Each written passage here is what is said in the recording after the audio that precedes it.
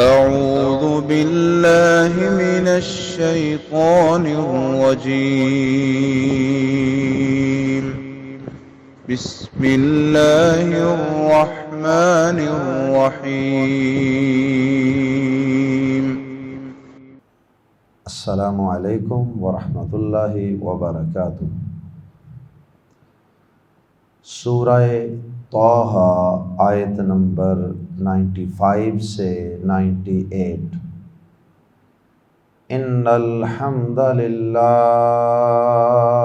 والصلاۃ والسلام علی رسول اللہ اما بعد فاعوذ باللہ السمیع العلیم من الشیطان الرجیم من ہمزہ ونفخہ ونفثہ۔ قال فما خطبک یا سامری قال بصرت بما لم يبصروا به فقبضت قبضة من أثر الرسول فنبذتها وكذلك سولت لي نفسي قال فاذهب فإن لك في الحياة أن تقول لا مساس وَإِنَّ لَكَ مَوْعِدًا لَّن تُخْلَفَهُ وَانظُرْ إِلَىٰ إِلَٰهِكَ الَّذِي ظَلْتَ عَلَيْهِ عَاكِفًا لَّنُحَرِّقَنَّهُ ثُمَّ لَنَنسِفَنَّهُ فِي الْيَمِّ نَسْفًا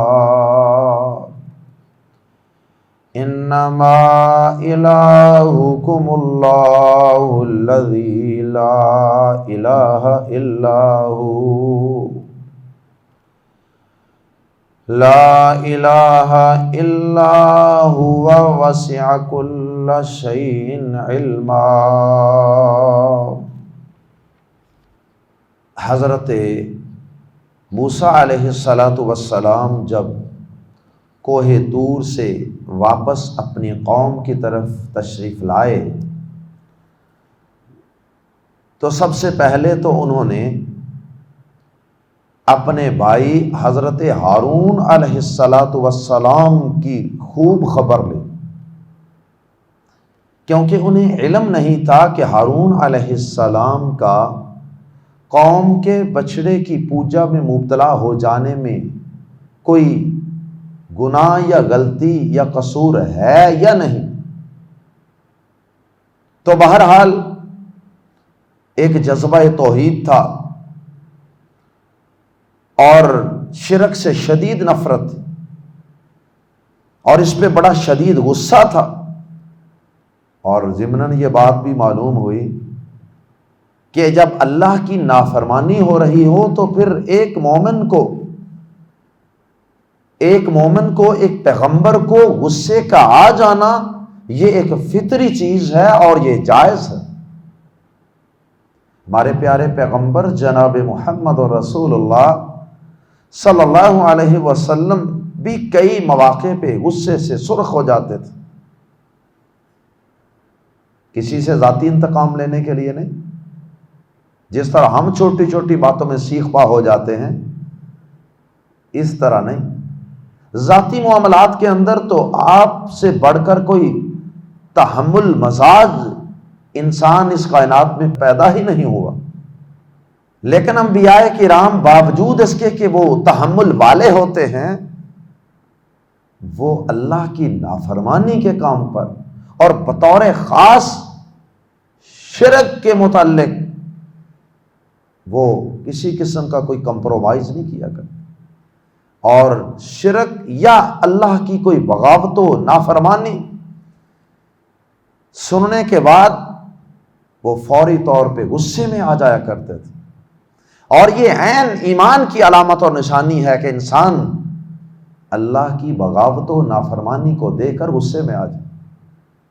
تو حضرت موسیٰ علیہ السلام اپنے بھائی ہارون علیہ السلام پر غصے ہوئے، جس کی تفصیلات ہم گزشتہ سبق میں ہم تفصیل سے پڑھ چکے۔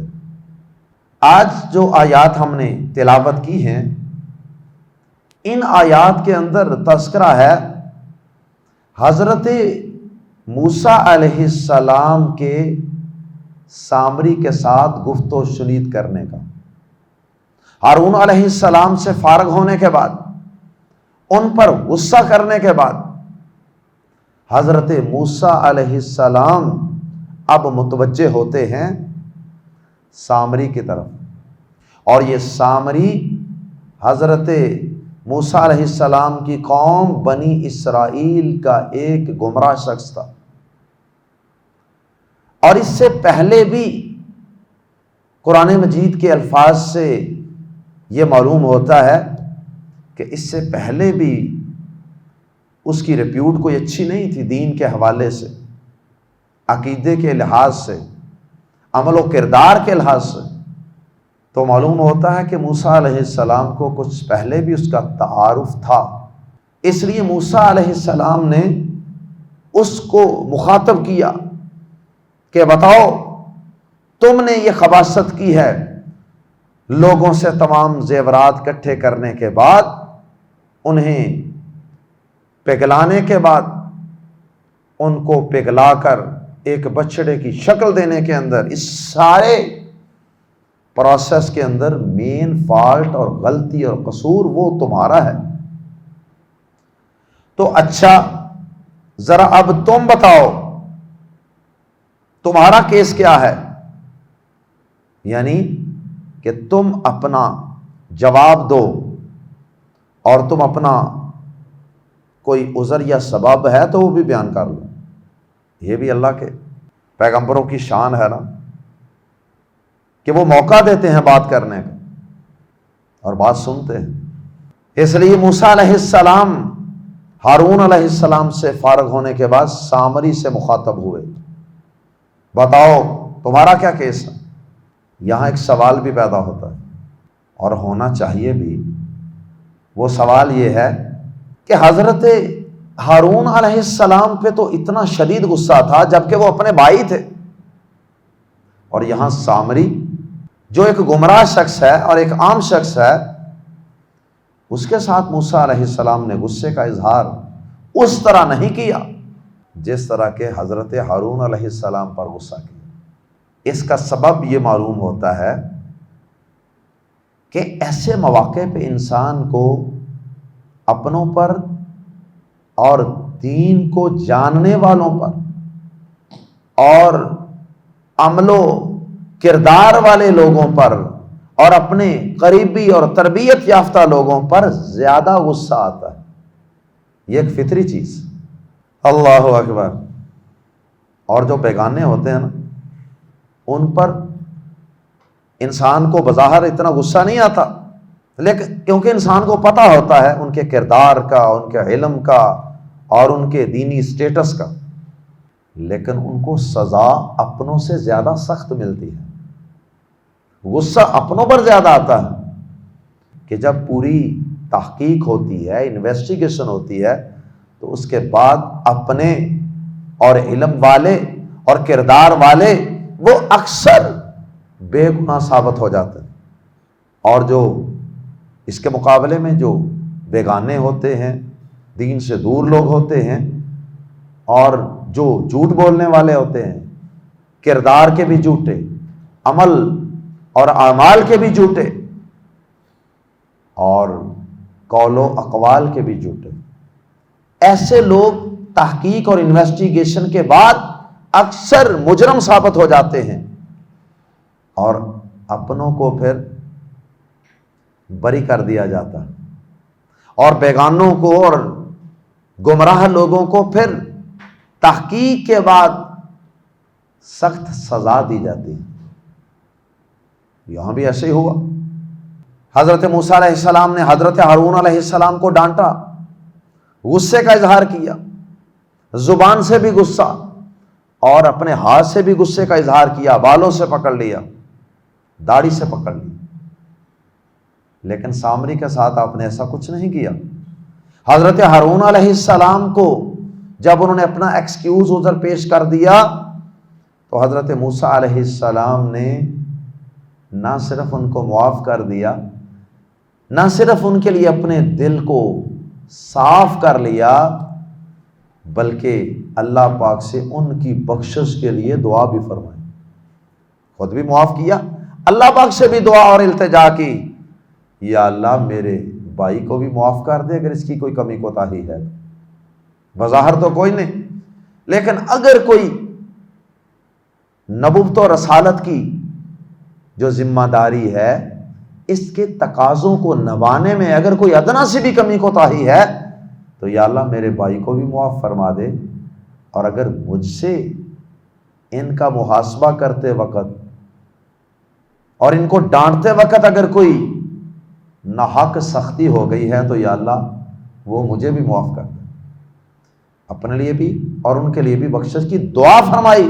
سورہ اعراف کے اندر یہ دعا بھی موجود ہے۔ کیا دعا تھی؟ رب اغفر لی ولی اخی، یا اللہ مجھے بھی معاف فرما دے اور میرے بھائی کو بھی معاف فرما دے، وادخلنا فی رحمتک، اور ہمیں اپنی رحمت میں داخل فرما لے، تیری رحمت کہ ہم حقدار بن جائیں، تیری رحمت اور تیرا فضل ہمیں ڈھانپ لے، کیونکہ اللہ کی رحمت اور اس کے فضل کے بغیر تو انسان کی جان نہیں چھوٹنی، انسان کو اس کے گناہوں کی معافی نہیں ملنی۔ اور آگے فرمایا وَأَنْتَ أَرْحَمُ الرَّاحِمِينَ، اور تو سب سے بڑھ کر رحم کرنے والا ہے۔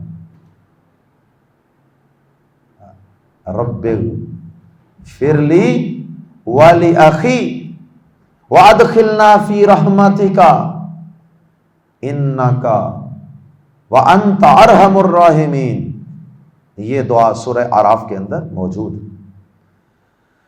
اللہ اکبر۔ اسی سے ملتا جلتا واقعہ غزوہ تبوک کے موقع پر بھی پیش آیا تھا، جب پیارے نبی صلی اللہ علیہ وسلم صحابہ کو لے کر شدید گرمی کے موسم میں، فصلیں پکی ہوئی ہیں اور گرمی بڑی شدید ہے، اور آپ اپنے جانثاروں کو لے کر سامان کی، اسلحہ کی، سواریوں کی قلت کے باوجود جذبہ ایمانی کے ساتھ غزوہ تبوک کے لیے تشریف لے گئے۔ 3 مخلص ترین صحابہ جو آپ کے انتہائی جانثار صحابہ تھے، ابی بن کعب رضی اللہ تعالیٰ عنہ اور ان کے 2 اور ساتھی، وہ اس غزوے میں سستی اور کوتاہی کی وجہ سے شامل نہیں ہو سکے۔ اچھا چلتے ہیں، اچھا یہ کام کر لیں، اچھا کل نکل جائیں گے، ہم بعد میں جا ملیں گے ساتھ۔ اللہ اکبر۔ ہمارے پاس سواریاں بڑی تیز ہیں، گھوڑا بڑا تیز ہے، ہم پہنچ جائیں گے، اس طرح کچھ وہ ڈیلے کرتے رہے، کچھ سستی کا اظہار ہوا ان سے۔ اللہ کے پیارے نبی صلی اللہ علیہ وسلم جب وہاں پہنچے تو آپ نے پوچھا ابی بن کعب نظر نہیں آ رہے، وہ فلاں اور فلاں صحابی نظر نہیں آ رہے؟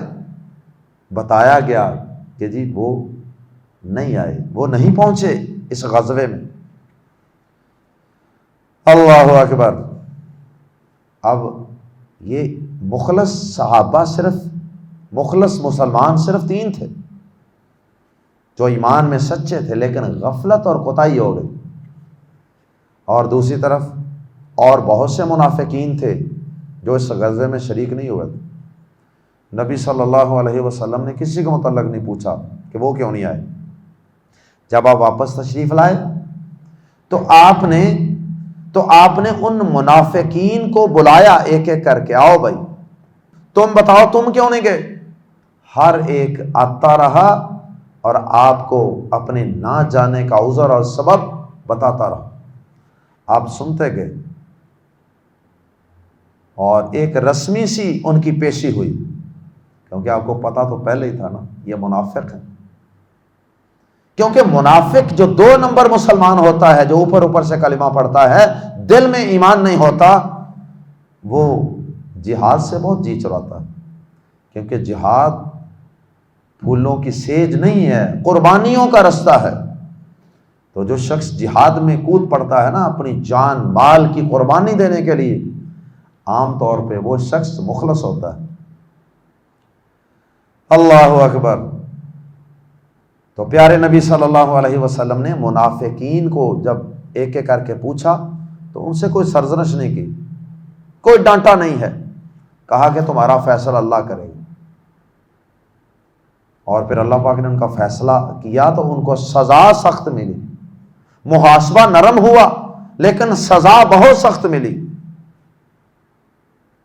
کیا کہ آئندہ کے لیے ان کو اپنے ساتھ جہاد پر لے کر نہیں جانا، یہ تمہارا نقصان کریں گے فائدے کی بجائے۔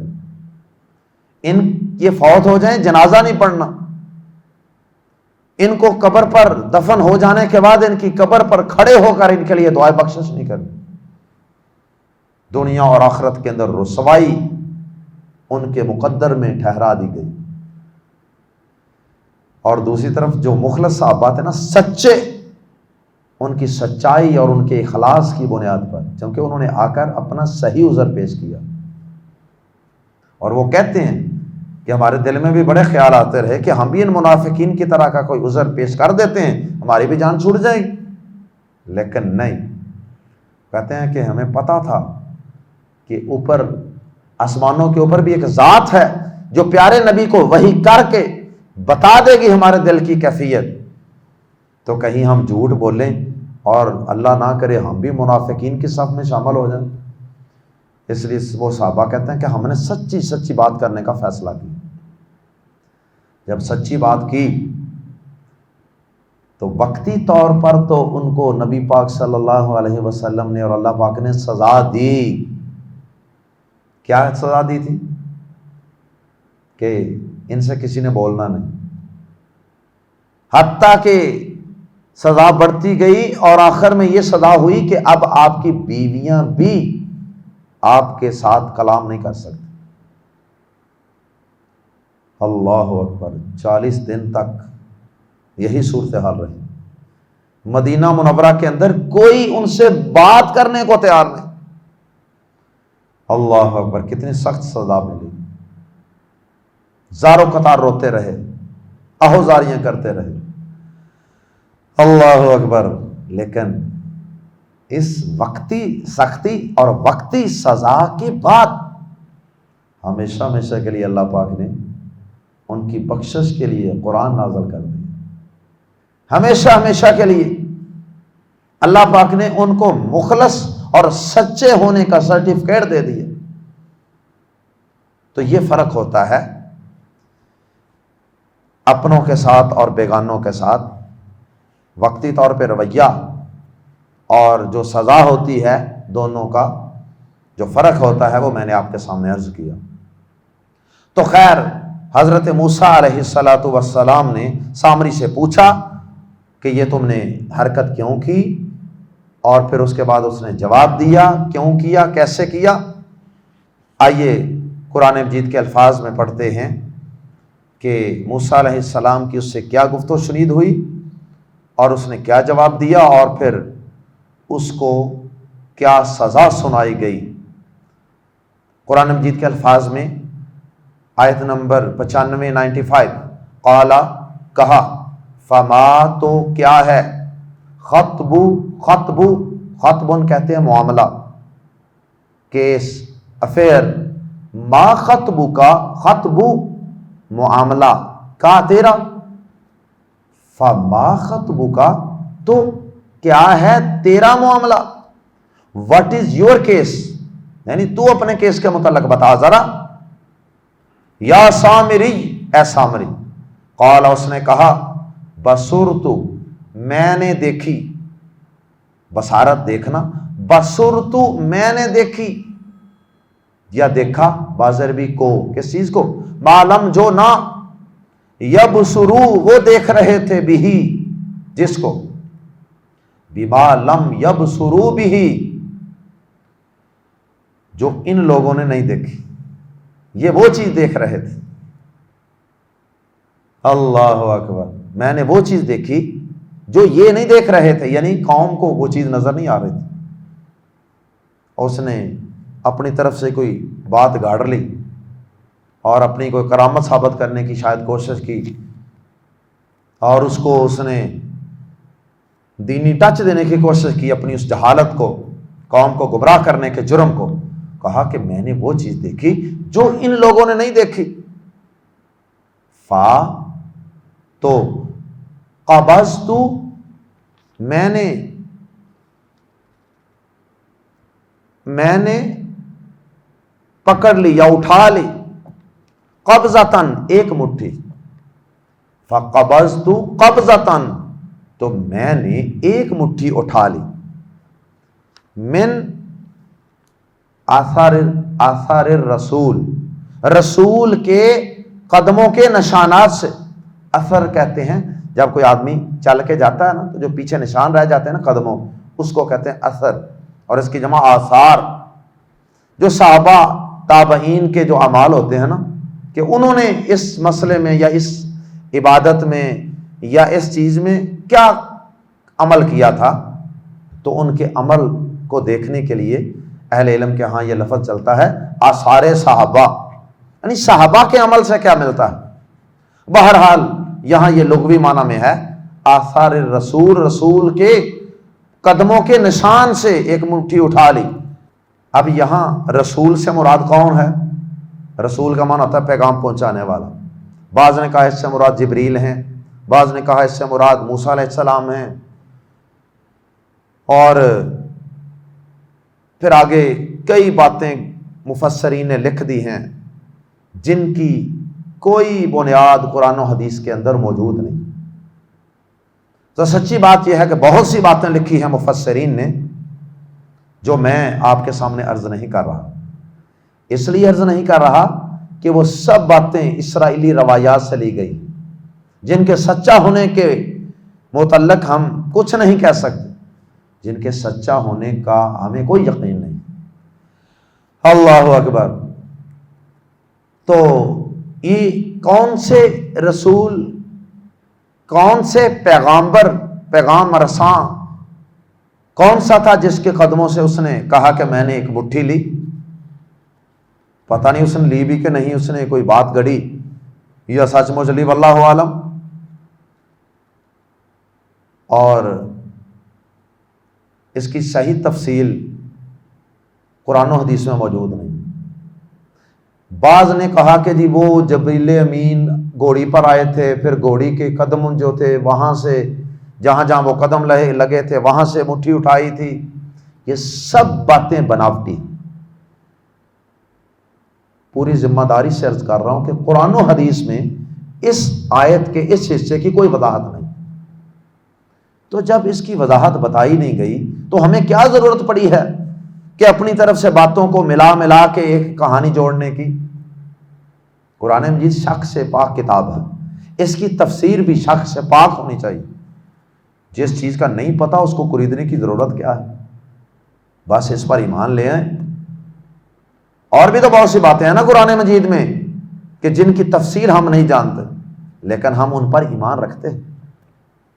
تو بہرحال اس نے یہ کہا کہ میں نے رسول کے پاؤں کے نشان سے ایک مٹھی اٹھا لی، فنبذت، پھر میں نے ڈال دی، پھینک دی، ہاں وہ مٹھی، پھر میں نے وہ ڈال دی، یعنی وہ سارے زیورات بھی ڈالے تھے کسی برتن وغیرہ میں اور ان کو پگھلایا تھا ساری میٹلز کو، اور پھر اس کے اندر وہ اس نے کہا کہ میں نے ایک مٹی ڈال دی تھی۔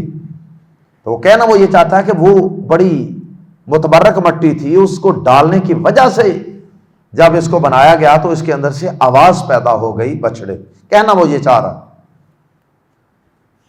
وَكَذَلِكَ، اور اب وہ ساتھ ہی اپنے آپ کو بے گناہ بھی ثابت کرنے کی کوشش کر رہا ہے۔ وَكَذَلِكَ، اور اسی طرح سَوَّلَتْ، خوشنما بنا دیا، لی، میرے لیے نفسی، میرے نفس نے، اسی طرح کرنا میرے لیے خوشنما بنا دیا۔ کس نے بنا دیا اس کا کوئی ذکر نہیں۔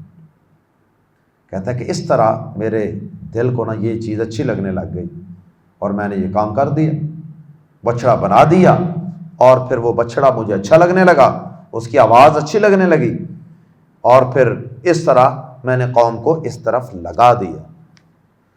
اللہ اکبر۔ قال، کہا، کس نے کہا؟ حضرت موسیٰ علیہ السلام نے۔ فَاذْهَبْ، پس جا، فَإِنَّا، پس بے شک، لَكَ، تیرے لیے، فی الحیاتی، زندگی بھر ہے۔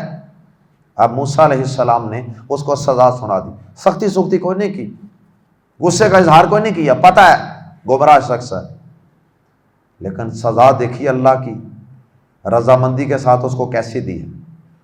سزا اللہ پاک نے موسیٰ علیہ السلام کے ذریعے سے اس کو یہ دی کہ ساری زندگی کوئی شخص اس کے ساتھ ٹچ نہیں کر سکتا، اس کو چھو نہیں سکتا، ہاتھ نہیں ملا سکتا، اور نہ ہی یہ کسی اور کو ٹچ کر سکتا۔ نو کانٹیکٹ، کوئی کانٹیکٹ نہیں ہو سکتا، مس کرنا، چھونا۔ اور اہل علم نے اس سزا میں حکمت بھی بیان کی ہے کہ شاید اس کا سبب یہ ہو کہ عموماً یہ جو لوگ اس طرح کے کرتب کرتے ہیں نا، گمراہی والے لوگوں کو گمراہ کر کے، تو وہ اپنے گرد جمع کرتے ہیں۔ ان کا مقصد کیا ہوتا ہے؟ شہرت، کہ ہر طرف جناب لوگ میرے گن گائیں گے، میرے ارد گرد جناب میرے مرید بن جائیں گے، میرے فالوورز بن جائیں گے، مجھے لیڈر مان لیں گے۔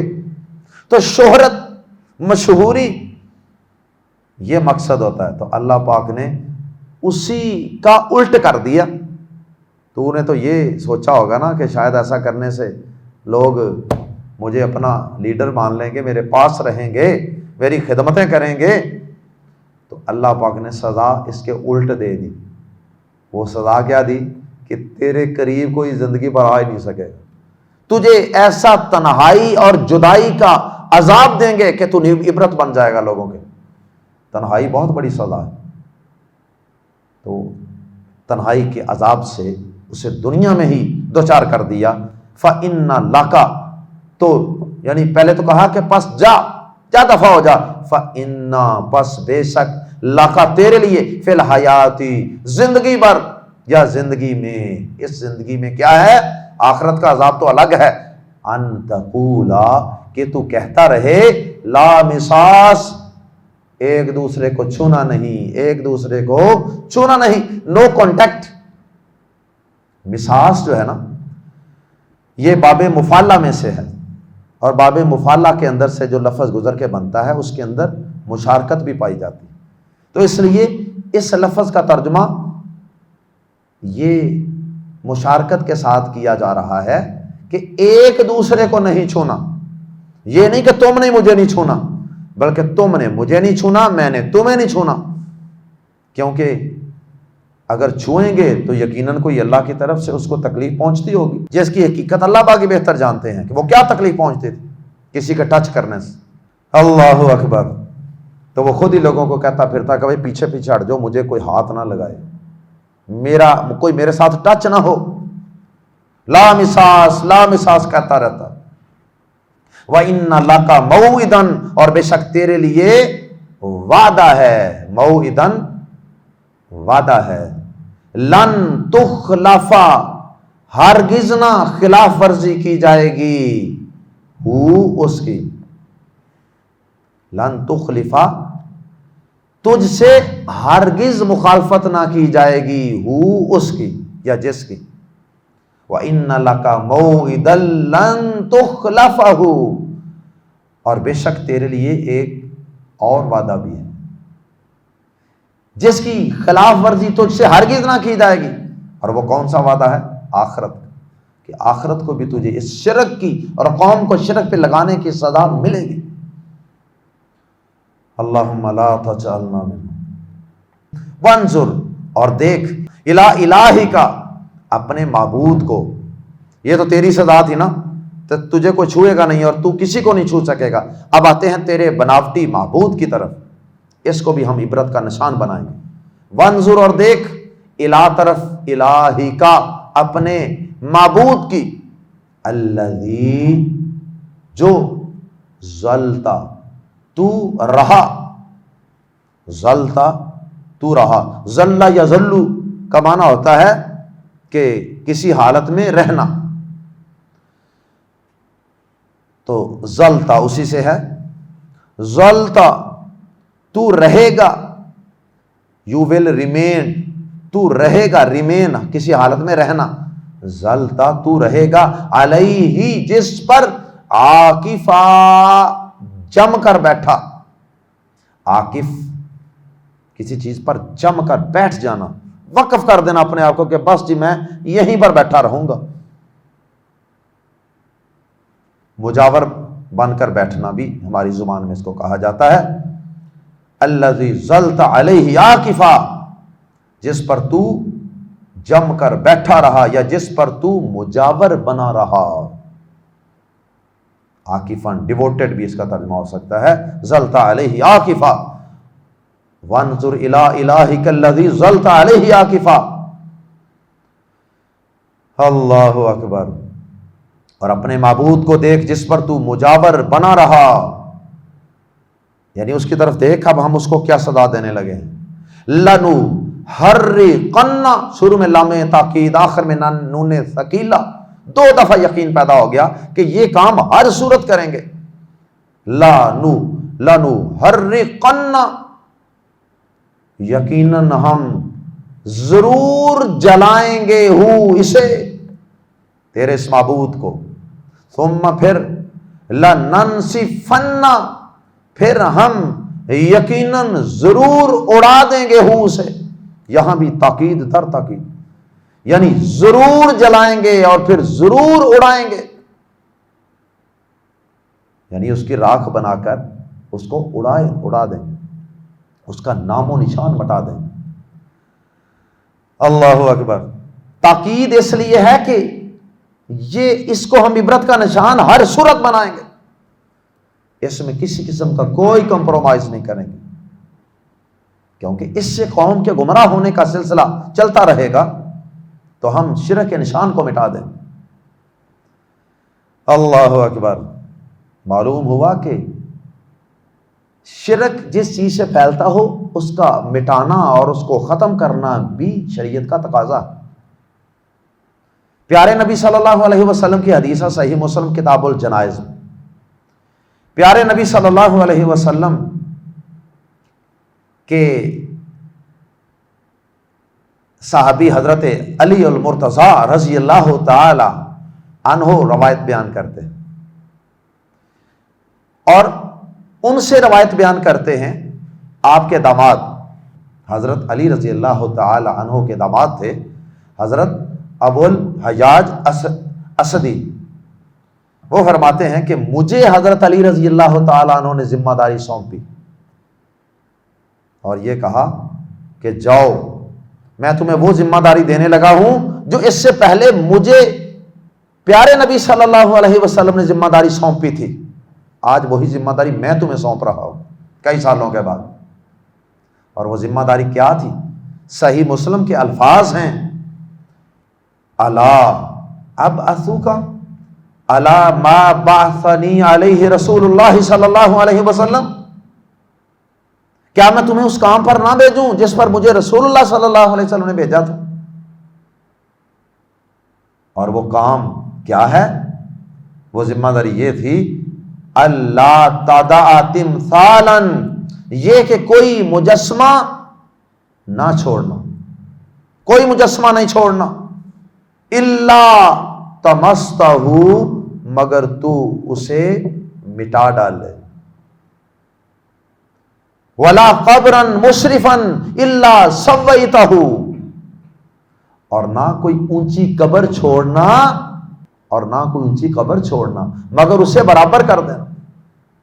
برابر سے مراد یہ ہے کہ اس کی ہائٹ اگر کسی نے بہت زیادہ اونچی کی ہوئی ہے نا، اس کو بڑا نمایاں کیا ہوا ہے اس قبر کو، تو اسے نیچے کر دینا، ڈاؤن۔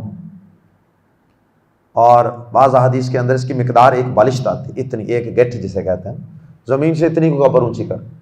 ہمارے ہاں رواج ہے جناب قبروں کو بہت اونچا اونچا، قبے جبے اور پتہ نہیں کیا کیا اوپر عمارتیں بنائی جاتی، یہ سب کام منع ہے۔ پیارے نبی صلی اللہ علیہ وسلم نے قبر کو پکا کرنے سے منع کیا، اس پر عمارت بنانے سے منع کیا، یہ اکثر حدیثیں صحیح مسلم میں ہیں، اور ان پر مجاور بن کر بیٹھنے سے منع کیا، اور ان پر تختیاں، ناموں کی تختیاں، نام لکھنا اور لگانا، اس سے منع کیا۔ سارے کام تو آپ نے منع کیے۔ اللہ اکبر۔ تو نبی صلی اللہ علیہ وسلم نے اونچی قبروں کو زمین کے برابر کروایا تھا، یا مراد برابر سے یہ ہے ایک بالشت، یعنی تھوڑی سی بلندی ہو زمین سے، اونچی اونچی برابر کا۔ بعض نے یہ بھی منع کیا کہ جو قبریں روٹین کے مطابق تھوڑی تھوڑی اونچی ہیں نا، ان کے برابر سب کو کر دو، جو اونچی قبریں ہیں ان کو بھی ڈاؤن کر کے ان کے برابر کر دو۔ اور ہمارے ہاں لوگ جناب سارا سال مٹی ڈال کے پورے قبرستان 5-5 فٹ اونچے لے جاتے، 7-7 فٹ اونچے قبرستان، پھر بھی اوپر مٹی ڈالتے رہتے، اور اپنی طرف سے بنایا ہوا ہے کہ 9-10 محرم کو جا کے مٹی ہر صورت ڈالنی، پھول ہر صورت ڈالنے۔ اللہ ہم سب کو سمجھ عطا فرمائے۔ تو حضرت موسیٰ علیہ السلام نے بھی شرک کے اس نشان کو مٹا دیا، کہا کہ ہم اسے یقیناً ہر صورت جلائیں گے، پھر اسے اڑا دیں گے، یعنی اڑا کر بکھیر دیں گے۔ جس طرح حکیم یا طبیب لوگ جو ہوتے ہیں نا، وہ مختلف دھاتوں سے، میٹل سے کشتے بناتے ہیں، راکھ بن جاتی، ایسے ہی اللہ پاک نے موسیٰ علیہ السلام کو بھی کوئی یہ صلاحیت اور فن عطا کیا ہوگا کہ انہوں نے ان ساری دھاتوں کو، سونے چاندی کو میلٹ کیا ہوگا، پھر اس کو جلایا ہوگا، پھر باریک بنا کے پھر اس کو اڑا دیا ہوگا، فی الیمی، سمندر میں، نصفا، اچھی طرح اڑانا۔ یہ جو پیچھے لفظ گزرا نا، لننسفن، اس کی تاکید کے لیے نصفا آخر میں دوبارہ استعمال کیا۔ اللہ اکبر۔ انما ہی، فقط، محض، صرف، الہکم، موسیٰ علیہ السلام فرماتے ہیں لوگوں، اب اپنی قوم سے خطاب کیا، انما، صرف اس کے، محض صرف، الہکم، تمہارا معبود اللہ، اللہ ہے، انما الہکم اللہ، تمہارا معبود تو اللہ ہی ہے، کوئی اور نہیں ہے، الذی لا الہ، وہ جو لا الہ، کوئی معبود نہیں، الا ہو، مگر وہی۔ با محاورہ ترجمہ کریں گے، تمہارا معبود تو اللہ ہی ہے، جس کے سوا کوئی معبود نہیں۔ وسیع کل، وسیع، گیر رکھا ہے، کل شیء، وسیع، اس نے گیر رکھا ہے، کل شیء، ہر چیز کو، علما، علم سے، یعنی اس نے علم کے ساتھ ہر چیز کو گیر رکھا ہے، ہر چیز پر اس کا علم حاوی ہے۔